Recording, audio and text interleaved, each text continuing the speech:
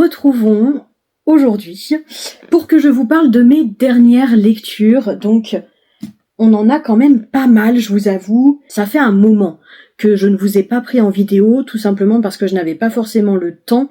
Et alors, les montages, ça prend une plombe. C'est un enfer, hein, vraiment.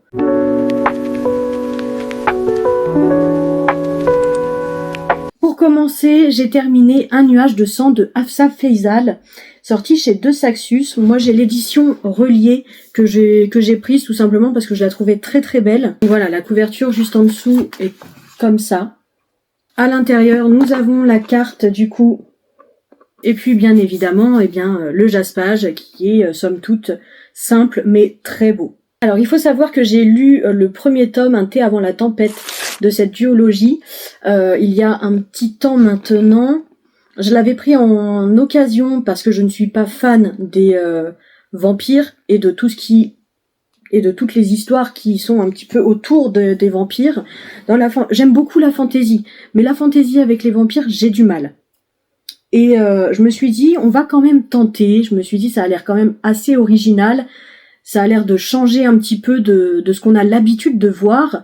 Et je ne me suis pas trompée. Je me suis vraiment pas trompée parce que pour le coup, je n'avais jamais lu ce type de récit, qui est quand même assez étonnant pour le coup, parce qu'on a des vampires, des demi-vampires, mais ils vivent en harmonie, si on veut, avec les êtres humains. En tout cas, ils sont connus des êtres humains et ils vivent parmi eux. Ce premier tome, j'ai eu du mal avec l'écriture de Hafsa Faizal, mais je me suis dit, je vais pas m'arrêter là, je vais quand même me concentrer sur l'histoire, sur l'intrigue, sur les personnages, et j'ai bien fait, parce que pour le coup, les personnages sont très bien construits, on a une évolution des personnages qui est très belle, qui est très forte aussi, et je me suis beaucoup attachée à certains d'entre eux. Notamment, le premier tome se termine sur un cliffhanger absolument dingue, donc il était obligatoire pour moi de lire le tome qui suivait.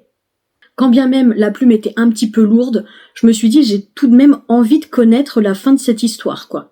Et donc, à la lecture d'Un nuage de sang, eh bien, écoutez, j'ai retrouvé cette même écriture, ce qui n'est pas étonnant, hein, et ça m'a dérangée. Ça m'a plus dérangée d'ailleurs que le premier tome, donc c'est pour ça que la note finale n'est pas ultra forte. Pour autant, ça reste une bonne note parce que l'histoire est juste incroyable, et je pense que cette plume-là ne posera aucun problème à d'autres personnes. C'est juste moi qui n'ai pas aimé. On a tous nos goûts, etc. Et je pense que vraiment, d'autres gens pourront lire cette duologie sans avoir le même ressenti que moi vis-à-vis de la plume de l'autrice. Donc pour le coup, c'est une très bonne histoire qui est très bien construite. On a une intrigue haletante, on a des personnages attachants et une fin également que j'ai beaucoup appréciée pour le coup, parce que elle est crédible. Elle est crédible dans le sens où on n'a pas une bonne fin, genre happy end, mais on n'a pas une mauvaise fin, genre sad end. C'est mitigé. Et ça, c'est quelque chose que j'apprécie parce que on est dans un univers de fantasy, donc déjà de base, on sait que c'est faux et que ça n'arriverait pas dans notre vie. Mais alors, en plus, si on a une sad end où vraiment tout est chaotique, ou au contraire une happy end où là, tout est beau, tout est joli, ça décrédibilise un maximum l'histoire. En tout cas, c'est mon point de vue et c'est mon ressenti. Donc, pour le coup, cette fin plutôt mitigée, c'est un coup de cœur. Rien à voir, j'ai enchaîné avec de la dark romance. J'avais envie de découvrir l'écriture de Sheikh Harroth avec Accord malsain. Et j'ai pas été déçue, je vous avoue, parce que là, on est sur du hard. Je ne m'attendais pas à une histoire aussi dérangeante. Dans le sens où le personnage déjà féminin est totalement stupide, à mon sens, hein, et le personnage masculin, du coup, on ne peut pas vraiment le qualifier, étant donné que...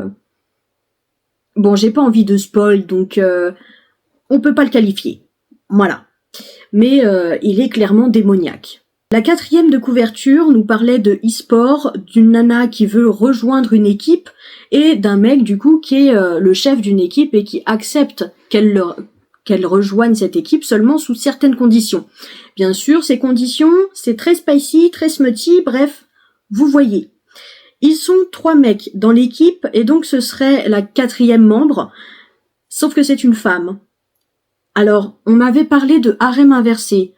À mon sens, un harem inversé, c'est certes spicy, mais aussi avec des sentiments. Enfin, dans le sens où il y a plusieurs personnes qui s'aiment toutes. Vous voyez? Et là, j'ai pas du tout trouvé ça. Alors oui, on a des scènes de smut, en veux-tu, en voilà, avec différents partenaires, mais pour autant, on n'a pas de sentiment entre eux. Ça reste vraiment entre les deux protagonistes principaux, quoi. Également, chose dont on nous prévient pas dans la 4e de couverture, c'est le côté un peu paranormal de cette histoire. Et ça, je vous avoue que ça m'a un peu déroutée, parce que je suis arrivée au milieu de ma lecture et j'ai eu cette réaction genre quoi ? Vraiment perplexe en fait face à ce retournement un petit peu de situation. Alors sur le coup, ça m'a un peu déroutée. Je me suis dit non mais je lisais pas ce livre pour ça en fait, je savais pas ça. Et finalement, je me suis dit bon, allez, Juliette, t'as déjà lu des livres avec de la dark romance et une dimension paranormale, t'avais kiffé, c'est bon quoi. T'arrêtes pas là-dessus. Donc j'ai continué ma lecture. C'est vrai que ça m'a pas dérangé au final. J'aurais juste bien aimé le savoir. Donc faites attention à vous parce qu'il y a énormément de trigger warning dans ce bouquin. L'écriture de Shea Carrot est très fluide, elle est exceptionnelle, vraiment. Mais ce n'est pas pour tout le monde. Voilà, il faut vraiment être sûr de soi avant d'ouvrir ce livre. J'ai lu également le dernier conte qui est le tome 2, celui-ci, donc Rose Rouge. Là, on va faire un petit peu une réécriture du conte de La Belle et la Bête. J'attendais que ça. Dans tout le bouquin, je n'attendais que ça, qu'on arrive à La Belle et la Bête. Et au moment où on y arrive, bon sang, mais qu'est-ce que j'étais heureuse. J'ai retrouvé mes personnages chouchous, bien évidemment, dont la fée et notre très chère Warren. C'est toujours aussi drôle, c'est toujours aussi léger, ça fait du bien. Et c'est une lecture vraiment que je vous conseille à 100%. Notamment si vous commencez la fantasy, ça peut être vraiment pas mal. On a des réécritures de contes de manière un peu dark, un peu sombre, mais ça fait du bien, quoi. Ça change de ce qu'on a l'habitude de voir, parce que là, on a cet univers très dark mélangé à des personnages absolument incroyables qui ont la joie de vivre, qui font des blagues, qui se disputent, qui se lancent des joutes verbales absolument hilarantes. Donc oui, bien sûr, incroyable.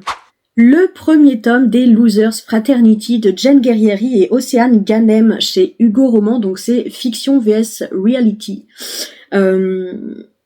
Celui-là n'était pas prévu dans ma pile à lire de janvier ni dans celle de février, mais j'avais très envie de le lire. Donc écoutez, j'ai fait une petite entorse à ma pile à lire et j'ai décidé de le sortir. J'ai bien fait parce que j'ai adoré et je me suis empressée d'aller acheter le second tome. On est sur de la campus romance, donc ça se passe avec des étudiants, on est sur des fraternités, sur des personnages assez complexes aussi, mais que j'ai adoré. Et vraiment, l'évolution était tellement belle, tellement douce. J'ai trouvé ça addictif et enivrant au plus haut point. Donc, je vous le recommande si vous êtes dingue de romance, bien évidemment. Et si vous aimez la campus romance, parce qu'alors vraiment, je trouve que ce bouquin, il montre à la perfection ce que c'est que la campus romance. Le fait qu'on ait deux autrices qui aient travaillé sur un seul et même livre, j'ai trouvé ça super sympa. Je voulais voir un petit peu ce que ça allait donner.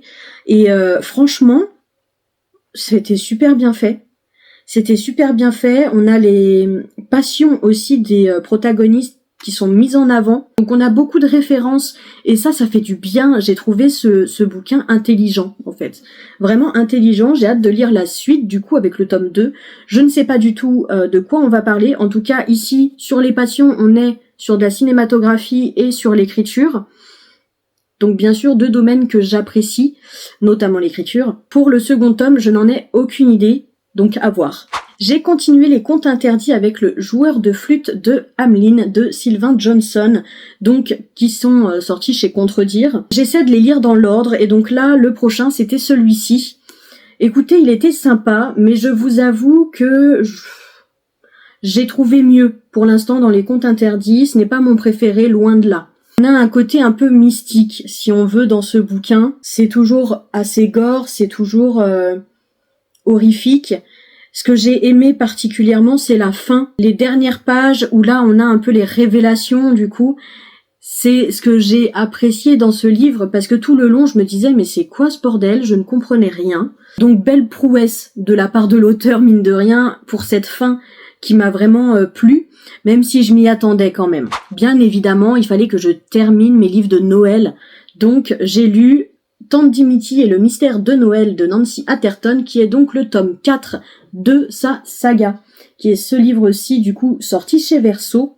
On est sur du cosy, du douillet, des petites enquêtes très sympas, toutes mignonnes, et vraiment j'adore cette saga. Par contre, ne vous attendez pas à des meurtres, à des trucs sanglants, à du gore, machin, ça n'a rien à voir. Là, on est à l'opposé de tout ça. On retrouve donc notre personnage phare, Laurie Shepherd, dans la suite du coup de ses aventures, donc bien évidemment au niveau familial, mais aussi au niveau de ses enquêtes. Parce qu'il se trouve qu'un matin, un SDF a décidé de se coucher dans les buissons devant chez elle, mais avec le froid, étant donné qu'on est en hiver, la neige, etc., il est en très mauvais état. Et donc Laurie, son mari et son beau-père décident de le sauver, donc d'envoyer un hélicoptère pour venir le récupérer et l'emmener à l'hôpital. Sauf que Laurie va nourrir une sorte d'obsession pour cet homme. Et je vous avoue que cette obsession, elle m'a beaucoup déplu. Une bonne partie du bouquin, je ne comprenais pas pourquoi elle était aussi focus sur ce mec, alors que bon sang, elle l'a sauvé, c'est extrêmement malheureux, je comprends qu'elle veuille l'aider, qu'elle vienne le voir, etc. Mais son obsession était clairement malsaine, j'ai trouvé, en fait. Elle le passait clairement avant toute sa famille, et j'avais du mal à comprendre pourquoi. Donc petit à petit, au fur et à mesure de ma lecture, j'ai quand même compris, et j'ai trouvé ça très beau. Il y a toujours un message bienveillant derrière ces lectures, ce que je trouve superbe. Et là, en période de Noël, bien évidemment que ça fait du bien d'avoir une piqûre de rappel sur l'entraide et la solidarité. Pour finir dans les livres de Noël, j'ai lu cette pépite absolument incroyable, Noël au café des oracles de Aurélie Gerlache. J'ai adoré, ça a été un coup de cœur. Vraiment, c'est mon coup de cœur de Noël. On est sur une romance de Noël, ok, mais pas que. Le plus important pour moi, c'est que ça va se passer dans un café extrêmement mystique avec des tirages de cartes, des personnages très spirituels, et c'est quelque chose que Gaïa, le personnage principal, ne comprend pas et trouve stupide. C'est une scientifique invétérée, donc pour elle ça n'a aucun sens. J'ai beaucoup aimé l'évolution des personnages, pareil, surtout de Gaïa, bien évidemment, et la façon dont les chapitres sont sectionnés est très originale. Par exemple, en fait, à chaque début de chapitre, vous avez du coup une carte comme ceci, avec la description de cette carte, qu'est-ce que ça signifie dans un tirage, quels sont les conseils de la carte, on va dire.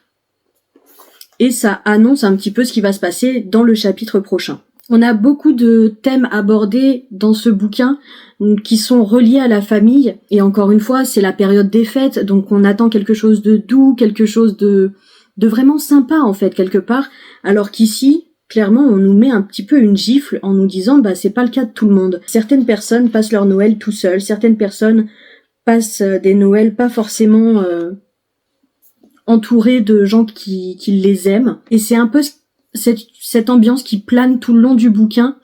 Alors bien sûr, ça se finit sur une happy end, on est content, voilà, ça se finit bien, forcément, c'est une romance.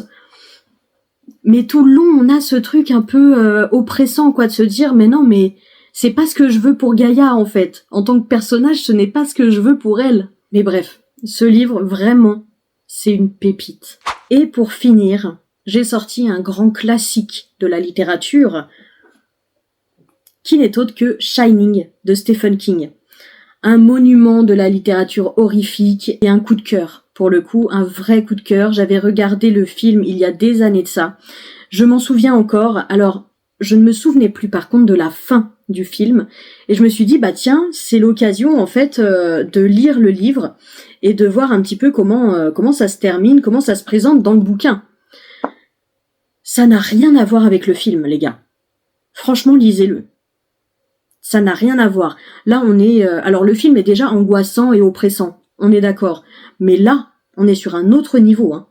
Là, il y a de l'horreur, vraiment. Le soir, je lisais mon petit bouquin dans mon rocking chair, tout tranquillou, poupilou, et puis j'avais peur.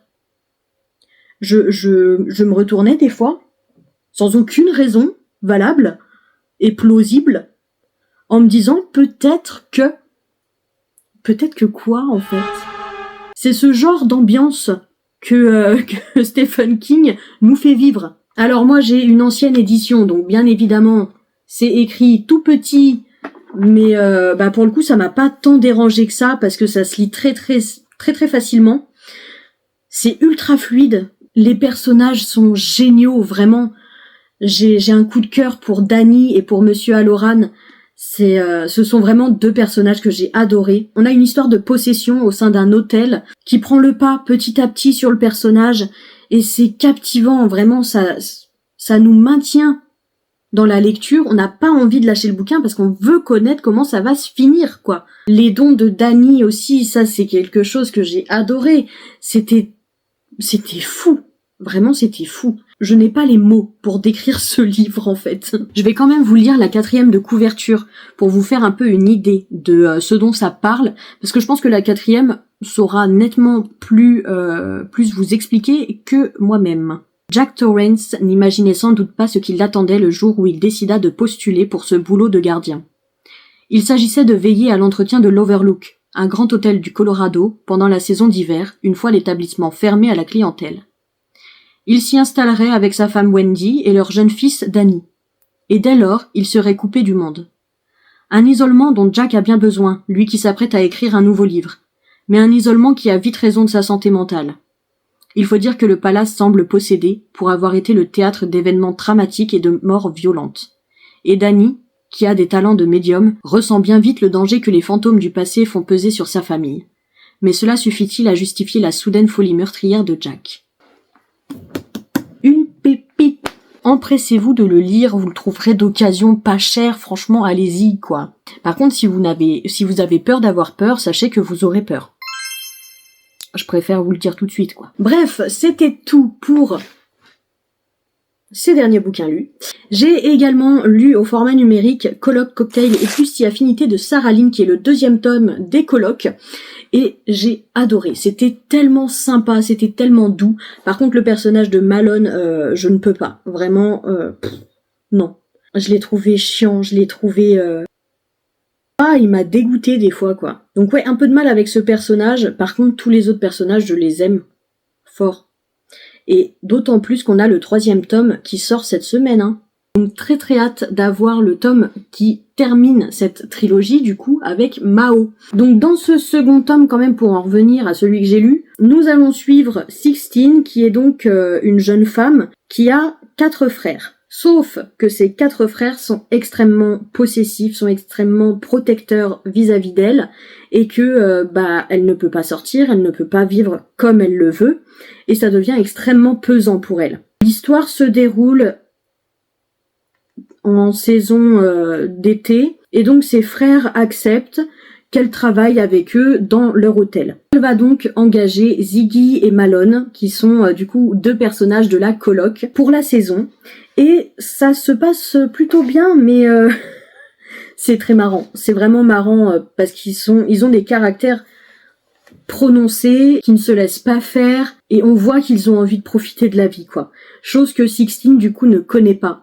Donc qu'elle a envie de vivre, qu'elle en vit quelque part, qu'elle jalouse, mais auquel elle n'a pas vraiment accès, parce qu'elle s'en prive aussi elle-même du coup. C'était vraiment sympa, j'ai retrouvé l'écriture de Sarah Lynn qui est extrêmement fluide, qui est d'une douceur, qui est drôle, qui fait du bien tout simplement. J'ai retrouvé également les personnages que je trouvais absolument géniaux, tels que Ziggy, ou encore Cassie. Et découvrir Sixteen, du coup, ça a mis un petit peu de piment en fait à la lecture, parce qu'elle a une vie qui est quand même pas simple. Et j'ai adoré en fait suivre ses traumas. C'est bizarre dit comme ça, mais j'ai trouvé ça très bien fait et assez original. Ça sortait vraiment de l'ordinaire. Je n'avais jamais lu de livre qui abordait ce thème-là, en particulier avec l'histoire du frère, qui est quand même assez traumatisante, je pense, pour Sixteen du coup. Ça a été fait avec justesse, j'ai trouvé, et bravo. Bravo à Sarah Lynn pour ça. C'est tout pour les dernières lectures. Il y en a pas mal, comme vous pouvez le constater. En tout cas, c'était plutôt cool, hein. J'ai pas eu de mauvaise lecture vraiment, donc ça fait du bien. Et écoutez, je vous retrouve très bientôt. Des bisous.